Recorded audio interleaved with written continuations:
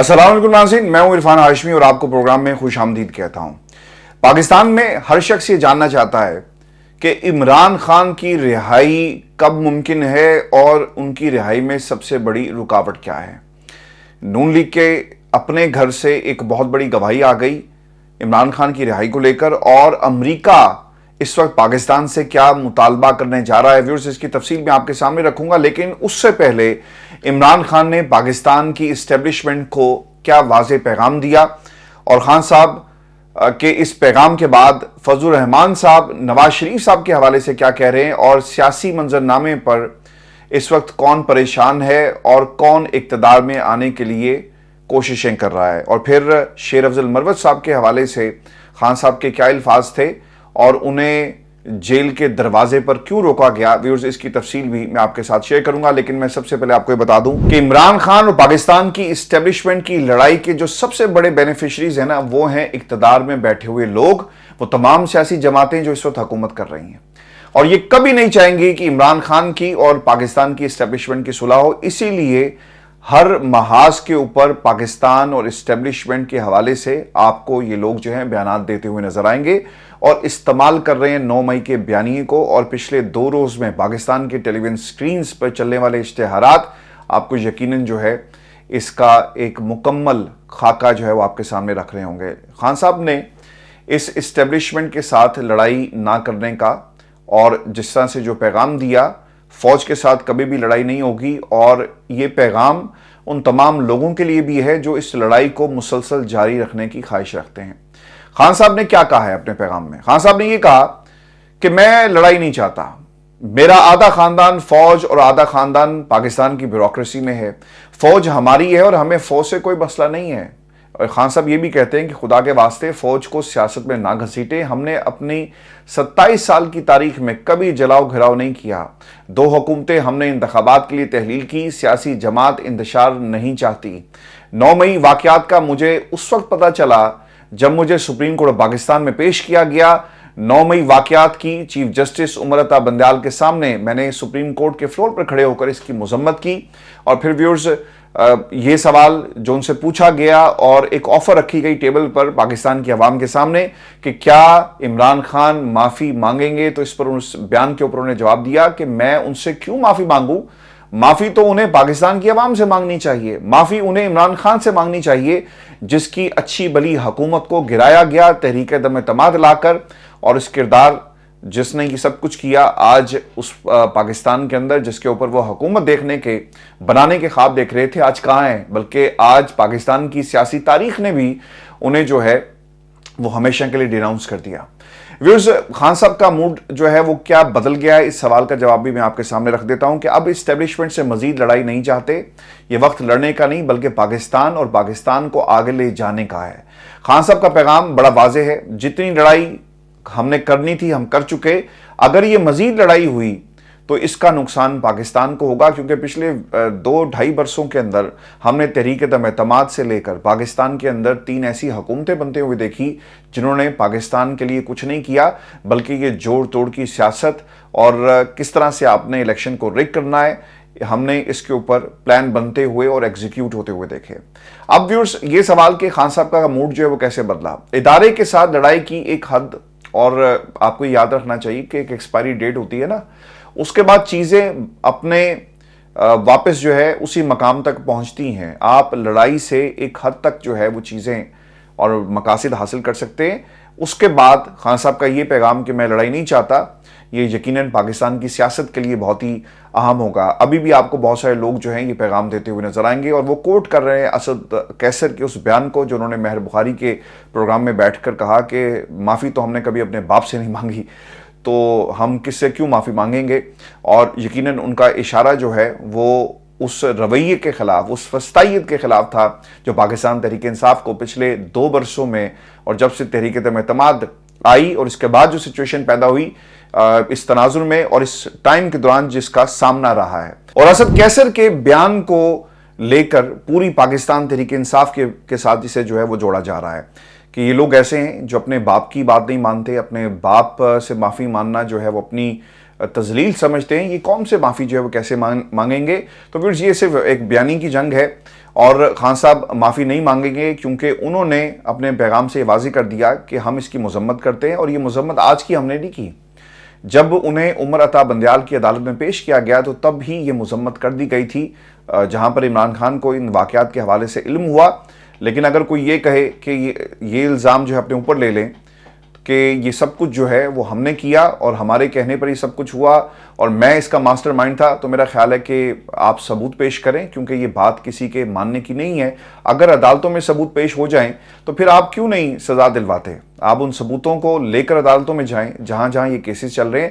صرف یہ تقاضا کر لینا اور دوسرا شخص جو اس کو مان لے، شاید یہ ایک خواب تو ہو سکتا ہے، اس کا حقیقت سے کوئی تعلق نہیں ہے۔ ویورز، یہ سوال کہ اسٹیبلشمنٹ کیا رد عمل دے گی، رد عمل تو کل آ گیا جی، مگر اب عمران خان کے آج کے بیان کے بعد سگنل بہرحال چلا گیا ہے کہ اسٹیبلشمنٹ اگرچہ پھر بھی عمران خان سے معافی مانگنے کی توقع کرے گی، جو کہ نہیں ہوگا۔ اب اس سٹیج پر کسی کو ثالثی کا کردار ادا کرنا ہوگا، کوئی سہولت کار، کوئی ایسا بندہ جو دونوں طاقتوں کو اکٹھا بٹھا دے۔ میں نے دونوں طاقتوں کا لفظ اس لیے استعمال کیا کہ اگر آپ اس خان صاحب کو، جو ایک طاقت پاکستان کی عوام کی طاقت بن چکے ہیں، اگر آپ اس کو توڑنا چاہتے تو اب تک وہ ٹوٹ چکے ہوتے، لیکن اتنے مقدمات کے بعد بھی عمران خان جو ہے وہ آج میدان میں موجود ہے۔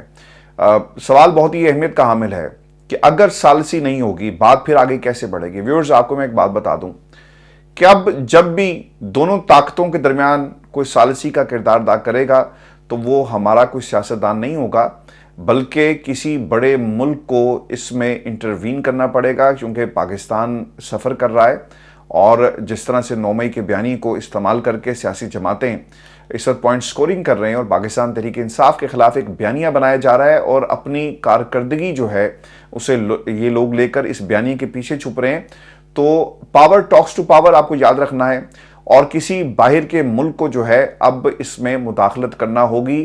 مداخلت پاکستان کی ترقی کے حوالے سے، مداخلت اکنامک سٹیبلٹی کے حوالے سے، مداخلت پولیٹیکل اسٹیبلٹی کے حوالے سے، یہ وہ والی مداخلت نہیں ہے جس کے ذریعے حکومتیں گرائی جاتی ہیں، بلکہ یہ وہ والی مداخلت ہے جو ثالثی کا کردار ادا کرے اور جو پاکستان کو ترقی کے راستے پر لے کے جائے۔ یعنی آپ کو اچھے دوستوں کی ضرورت ہے۔ ویورز، اس کی ایک بڑی گواہی آ گئی ہے، اور یہ ثالثی کا کردار کرنے کے لیے کون تیار ہے؟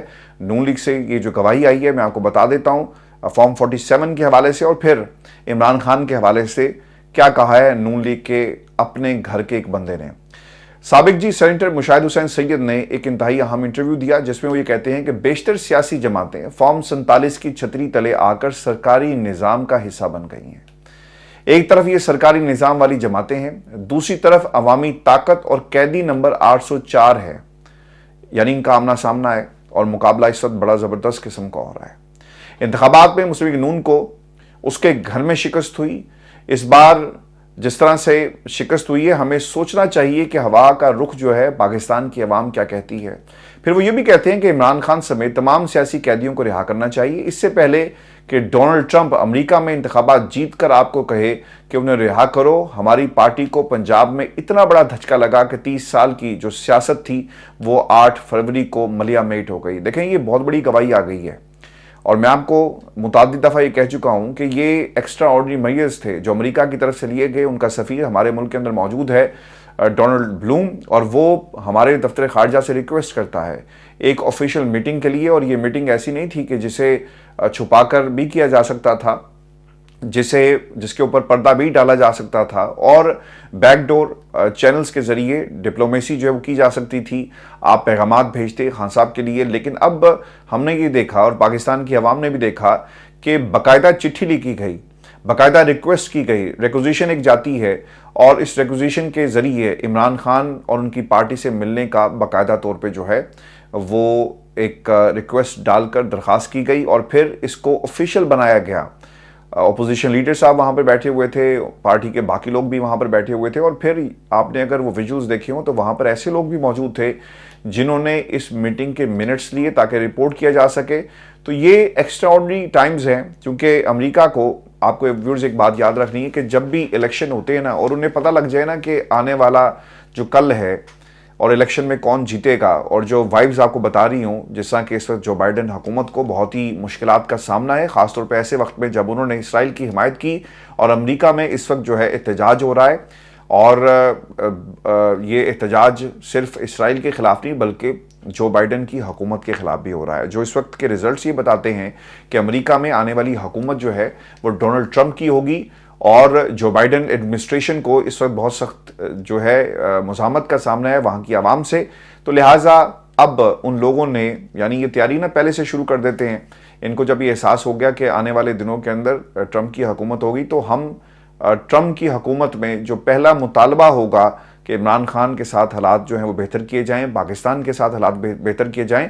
تو اس لیے یہ جو سفیر صاحب کا ملنا اور پھر بیٹ شرمن نے جو یہ بات کہی تھی کہ آپ جا کر عمران خان سے ملیں, حالات جانیں, یہ بہت کچھ جو ہے پاکستان کے سیاسی منظرنامے کے حوالے سے ہمیں بتا رہی ہیں. اور اب مشاہد حسین سعید صاحب جو ہیں اوبویسلی جن کوارٹرز کے اندر وہ بیٹھتے ہیں اور وہاں پر جو جس قسم کی پیغام رسانی کی جا رہی ہے وہ بہت ہی امپورٹنٹ ہے. اور ان کی طرف سے یہ کہنا کہ جناب اس سے پہلے کہ امریکہ آپ کو ڈائریکٹ کہے اور ڈونلڈ ٹرمپ آ کر آپ کو کہے کہ جناب یہ عمران خان کو فوری طور پہ رہا کرے, اس سے پہلے آپ کو جو ہے کوئی حکمت عملی تیار کرنا ہوگی.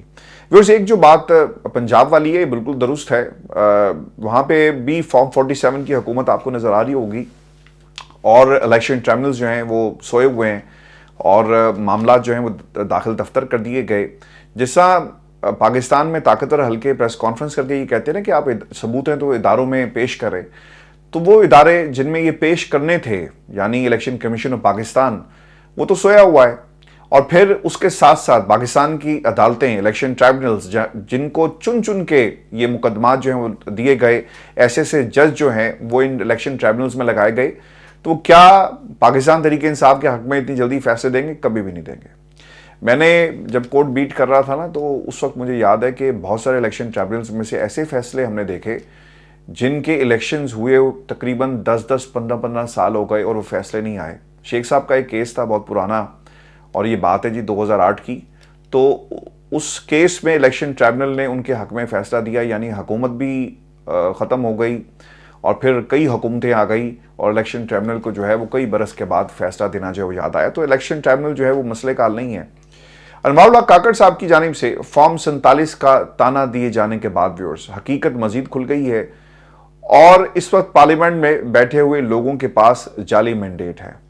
اب مشاہد حسین سعید صاحب یہی بات کر رہے ہیں, جاوید لطیف صاحب نے بھی دھاندلی کی بات کی اور انہوں نے 95 کروڑ کا جو ہے وہ ذکر کیا اور محافظوں کی بات کی.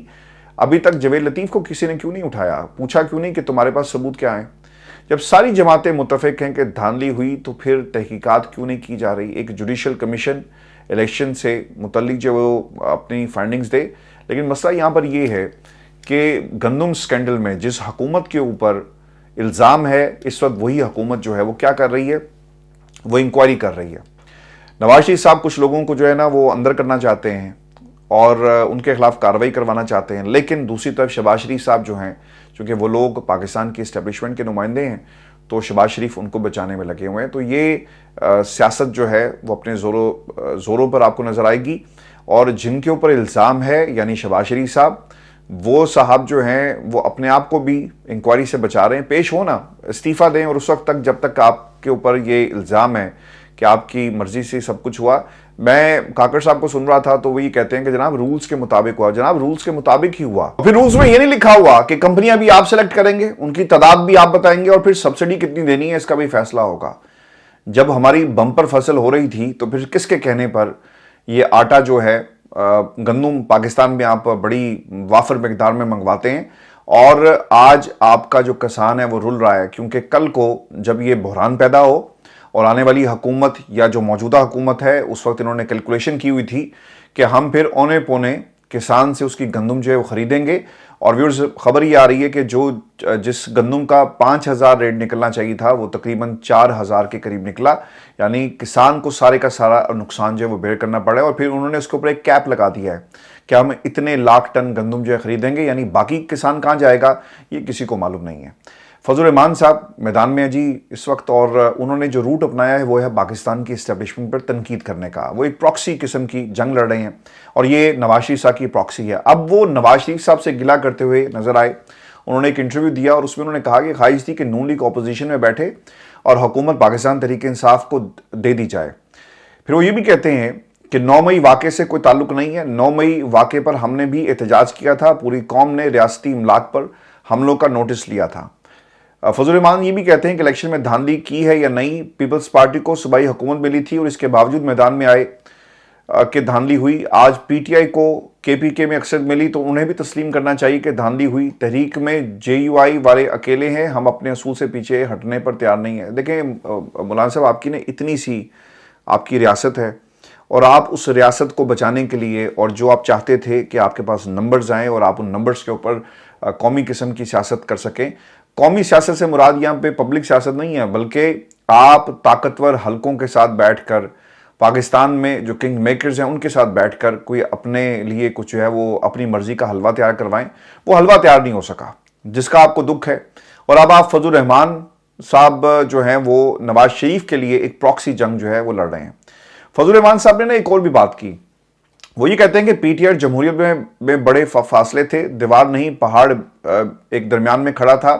اب تک نہ پی ٹی آئی نے اپنی اپوزیشن تبدیل کی اور نہ ہم نے. پی ٹی آئی کے وفود تشریف لائے تھے, ہم نے روایت کے مطابق ویلکم کیا. پی ٹی آئی وفود کی تجویز تھی, ہم کچھ معاملات ٹھیک کرنا چاہتے ہیں. ہم نے کہا بسم اللہ, تحریک انصاف کے 1-2 لوگوں کے بیانات آ جاتے ہیں, ہم ان کا نوٹس نہیں لیتے. پی ٹی آئی سے معاملات بنتے ہیں تو بہت اچھی بات ہے, نہ بننے تو پارٹی کا موقف اور رائے ہوگی. دیکھیں خان صاحب آپ کو کہہ چکے ہیں آپ کے حوالے سے کہ آپ نے جو احتجاج کیا اور جس طرح سے جو بیانات دیے ہیں اور پاکستان کی اسٹیبلشمنٹ کے حوالے سے اس کا خیر مقدم کیا گیا. لیکن ویورز, فضل الرحمان صاحب جو ہیں وہ ابھی بھی ایک گریٹر گیم کھیل رہے ہیں, اور گیم یہ ہے کہ دباؤ ڈالا جائے پاکستان کی اسٹیبلشمنٹ پر, اور ادھر سے میں دباؤ ڈالوں گا, ادھر سے نواز شریف صاحب جو ہیں حالات سازگار دیکھ کر وہ ایک طرح سے دھاوا جو ہے وہ بول دیں گے. یعنی اس حکومت کو ختم کر کے وہ کوشش کریں گے کہ جب نعرے لگ رہے ہوں پاکستان کی اسٹیبلشمنٹ کے, اور موقع پا کر وہ بھی اس حملے میں کسی طرح شامل ہو جائیں گے. تو یہ پورے کا پورا کھیل جو ہے وہ کھیلا جا رہا ہے. اچھا, انہوں نے نا ایک بڑی اہم بات یہ کی کہ نواز شریف صاحب بھی پریشان ہیں, کہ نواز شریف کو میری تجویز پر غور کرنا چاہیے. مجھے علم ہے کہ الیکشن نتائج پر مجھ سے زیادہ نواز شریف پریشان ہیں. اب آپ کو پتہ لگ گیا ہوگا کہ یہ بات جو ہم پراکسی کی بار بار کرتے ہیں یہ اصل میں ہے کیا, کہ نواز شریف پریشان ہیں اور وہ بھی نتائج سے جو ہے وہ اتفاق نہیں کرتے, کیونکہ یہ عوام کے نتائج تھے نا. اگر انہیں پوری طرح جتوا دیا جاتا تو اس وقت آپ کو نواز شریف صاحب بھی بیان دیتے ہوئے اسٹیبلشمنٹ کے حق میں نظر آتے, لیکن انہوں نے ایک پراکسی کے ذریعے جو ہے یہ سارے کا سارا معاملہ جو ہے وہ اس وقت آپ کو آگے بڑھاتے ہوئے نظر آئیں گے, جو اسٹیبلشمنٹ کے لیے شاید آنے والے دنوں میں مشکلات پیدا کرتے ہیں. پھر انہوں نے ایک اور بھی بات کی کہ پنجاب کی حد تک نون لیگ نے کہا تھا کہ شیر کے نشان پر الیکشن لڑیں. کچھ چیزیں انہوں نے ایسی کہیں جو ہماری عزت نفس کے لیے مسئلہ تھا اور ہم ناراض ہو گئے. بہتر تھا کہ کسی فارمولے کے بغیر کہتے کہ اس حلقے میں آپ کے ووٹ معقول تھے, ہم یہ حلقہ چھوڑ رہے ہیں. نون لیگ والے ضرورت سے زیادہ خود اعتمادی کا شکار ہوئے اور ان کا خیال تھا کہ ہر شخص ان کو ووٹ دے رہا ہے اور دیگر کسی جماعت کی کوئی گنجائش نہیں ہے. جب نواز شریف امید پاکستان بن کر تشریف لائے تو صرف نون لیگ نے استقبال کیا, دوسری جماعت کو دعوت نہیں دی گئی. صرف یہ نہیں کہا کہ کسی نے بلایا نہیں, پوری تقریر میں پی ڈی ایم کا شکریہ ادا نہیں کیا. اچھا جی, اب گلے بھی ہو رہے ہیں اور انہوں نے اپنا پورے کا پورا جو کیس ہے وہ پیک کر دیا ہے کہ انہیں کس سے کیا پرابلم ہے. دوسری طرف جو خبر میں آپ کو ایک یہ بھی دے دوں, اور مجھے اس کے اوپر نہ کوئی حیرت نہیں ہوئی. میں تو آپ کو کافی دنوں سے کہہ رہا تھا, آپ ماننے کو تیار نہیں تھے. کچھ دوست ہمیں انہوں نے باقاعدہ ہارش قسم کے الفاظ استعمال کر کے اسی پلیٹ فارم پہ انہوں نے کہا کہ آپ کو کوئی مسئلہ ان سے. مجھے بھائی کوئی کیا مسئلہ ہونا ہے. شیر افضل مروت صاحب سے ملاقات خان صاحب نے نہیں کی, اور اس کی 2 بڑی وجوہات جو ہیں رپورٹ ہوئی ہیں. ایک تو ان کا سعودی عرب کے حوالے سے بیان, جسے باقاعدہ کوٹ کر کے کہا گیا کہ دیکھیں یہ ملک دشمن لوگ ہیں. پھر اس کے اوپر پارٹی کو اپنا ایک موقف بھی دینا پڑا. اور پھر اس کے ساتھ ساتھ آپ کو یاد ہوگا کہ شیر افضل مروت صاحب سعودی عرب کے بیان, اور پھر ان کا ایک معاملہ پیک کا بھی چلتا رہا, پبلک اکاؤنٹس کمیٹی کا. تو اس کے اوپر بھی انہیں چیئرمین کے جو سیٹ تھی جہاں پہ ان کو نامزد کیا گیا تھا, اسے ہٹا دیا گیا. اب شیر افضل مروت صاحب کے ساتھ ہوا کیا ہے, یہ گئے جی کل اڈیالہ جیل, اور پتہ یہ چلا کہ انہیں اندر جانے کی اجازت نہیں دی گئی. اسے پاکستان کے میڈیا نے رپورٹ کیا, لیکن سارے مان رہے تھے اور خبر دے رہے تھے. اگر کوئی نہیں مان رہا تھا وہ شیر افضل مروت صاحب تھے یا ان کے پیار کرنے والے. شیر افضل مروت نے کہا جی کہ میرا کیونکہ آج اسکیجول نہیں تھا, مجھے ملاقات نہیں, اجازت نہیں دی گئی, اور میری کل ان سے ملاقات ہوگی. ظاہر سی بات ہے, ایک اوبیسلی ایک امبیرسمنٹ ہوتی ہے جب آپ وہاں پر گئیں اور آپ کو اندر سے کہہ دیا جائے کہ خان صاحب آپ سے ملنا نہیں چاہتے. تو پھر شیر افضل مروت صاحب باہر آ کر کیا کہتے ہیں، یہی انہوں نے کہنا تھا۔ آج ان کا خیال تھا کہ انہیں دوبارہ اندر جانے نہیں دیا جائے گا، لیکن ہوا یہ جی کہ یہ اندر گئے تو انہیں دوبارہ وہی پیغام ملا کہ جناب آپ کو ملنے کی اجازت نہیں ہے، اور خان صاحب نے آپ سے ملنے سے انکار کر دیا ہے۔ اب اس کے بعد شیر افضل مروت صاحب جو ہیں انہیں غصہ اتنا آیا کہ یار یہ مجھے ملنے کیوں نہیں دے رہے، تو انہوں نے باہر آ کر ایک بیان جاری کیا، اور یہ بہت ہی ڈیمیجنگ بیان ہے، یہ تحریک انصاف کے لیے بھی، ان کے لیے بھی، اور جو کوششیں ہونی چاہیے تھی ویسے اوبویسلی اس سے بھی ان کو بھی نقصان پہنچے گا۔ اب ہوا کیا جی، وہی کہتے ہیں کہ شبلی فراز نے عمران خان کو کہا ہے کہ سعودی سفیر نے کہا کہ شیر افضل مروت کو چیئرمین نہ بنائیں، مجھے اس ریس سے آؤٹ سمجھیں، مجھے چیئرمین نہ بنائیں۔ یہ جماعت ایک مردہ گھوڑا بن چکی تھی، مجھے اپنی ذات کی بے تکری کسی طرح قبول نہیں تھی، میں نے بھی نہیں بننا چاہتا تھا، میں خان کے لیے نکلا تھا، میرا کوئی ذاتی ایجنڈا نہیں تھا۔ شبلی فراز اور عمر ایوب کے ساتھ کام کرنے سے انکار کرتا ہوں، اور آگے کبھی اڈیالہ جیل نہیں آؤں گا۔ میرا قائد صرف اور صرف عمران خان ہے، عمران خان بلائیں گے تو پھر ہی احتجاج میں شریک ہوں گا۔ میں آزادی اور عمران خان کے لیے نکلا تھا، جس ایجنڈے کے لیے نکلا تھا وہ آج ختم ہو گیا۔ عمران خان کو ہر معاملے پر گمراہ کیا جا رہا ہے۔ شیر افضل مروت کا جی جو مسائل ہیں وہ بھی میں آپ کو بتا دیتا ہوں۔ ان کے بھائی جی مشیر تھے کے پی میں، علی امین گنڈا پور نے انہیں عہدے سے ہٹا دیا۔ پھر بیرسٹر گوہر نے چیئرمین پیک کے لیے نامزد کیا، پھر وہ بھی واپس لے لیا گیا۔ پھر شیر افضل مروت صاحب کو یہ لگتا ہے کہ شعیب شاہین صاحب جو ہیں ان کے خلاف ہیں۔ ویورز، یہ اختلافات اتنے بڑھ گئے ہیں کہ اس سے پاکستان تحریک انصاف کو فائدہ ہونے کی بجائے نقصان ہو رہا ہے۔ عہدے کیا اہمیت رکھتے ہیں ایسے وقت میں جب عمران خان جیل میں ہیں؟ آپ کی پارٹی ایوان میں تو موجود ہے، لیکن جس طرح سے خان صاحب کی رہائی کے لیے کوششیں ہونی چاہیے تھی پوری جماعت کی طرف سے، ویسے نہیں ہوئی، اور لوگ بیانات اور کرسیاں اور اس سے زیادہ معاملات جو ہے نا وہ آگے نہیں بڑھ رہے، اور اب اس میں بہت ساری کالی بھیڑیں ہیں۔ مجھے نہیں لگتا کہ پارٹی کے اندر جو باہر لوگ موجود ہیں کسی میں بھی اتنی قابلیت ہے کہ وہ تحریک انصاف اور عمران خان کی رہائی کے لیے میدان عمل میں یعنی کوئی تحریک چلائے اور اس کو اس کے منطقی انجام تک پہنچائے۔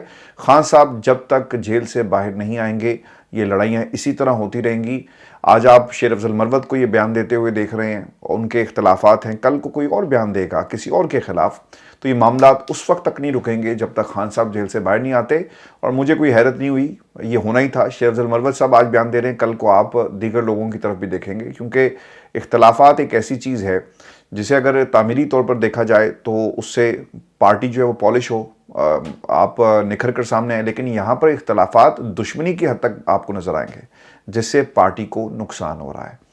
میں شیر افضل مروت کے اس بیان کو، اور اوبیسلی ان کا پارٹی کا چھوڑنا مجھے کوئی اچھا نہیں لگا، اب انہوں نے پارٹی چھوڑی ہے یا وہ گھر بیٹھ گئے ہیں کیا، اس حوالے سے بھی راوی خاموش ہے، اور یہ شیر افضل مروت صاحب جو ہے وہ زیادہ بہتر بتا سکتے ہیں کہ پارٹی سے استعفیٰ دے رہے ہیں، پارلیمان سے بھی فارغ ہو جائیں گے، یا انتظار کریں گے خان صاحب آئیں اور پھر وہ تحریک کے ساتھ دوبارہ جڑیں۔ یہ ایک کنٹینیوس پروسیس ہے۔ اگر آپ اس طرح بدظن ہو کے اور بددل ہو کر باہر چلے جائیں گے تو پھر اس کا مطلب یہ ہوا کہ آپ نے لوگوں کو ایک موقع دے دیا۔ آپ کا مقابلہ پارٹی کے لوگوں سے نہیں ہونا چاہیے تھا، آپ کا مقابلہ باہر لوگوں کے ساتھ ہونا چاہیے، اور آپ اگر یہ ثابت کرنے میں لگے رہے سارے کے سارے، یعنی یہ پوری تحریک انصاف کے لوگ کہ وہ غلط ہے میں صحیح ہوں، صرف کالی بھیڑوں کو نامینیٹ کریں، اور کالی بھیڑیں وہ ہیں جو دشمنوں کے ساتھ ملے ہوں، آپ کے مخالفین کے ساتھ ملے ہوں، آپ کو انہیں تلاش کرنا ہے، آپس میں نہیں لڑنا۔ ویورز، یہ شو تھا آج کا ہمارا، اپنے کمنٹس بھیجیے گا، چینل کو ضرور سبسکرائب کریں، اجازت دیجیے، اللہ نگہبان۔